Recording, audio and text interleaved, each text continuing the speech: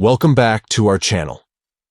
In today's video, we'll guide you through the steps of hiding Reels from a specific account in Facebook on your PC.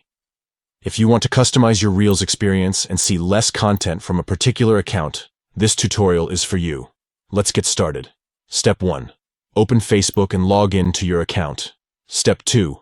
Go to the Reels tab located in the left sidebar of your Facebook homepage. Step 3. Find the desired reel from the account you want to hide and click on it to open.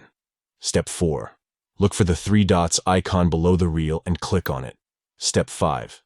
From the options that appear, select See Less. And there you have it. You've successfully hidden Reels from a specific account in Facebook on your PC. This allows you to curate your Reels feed and have a more personalized experience.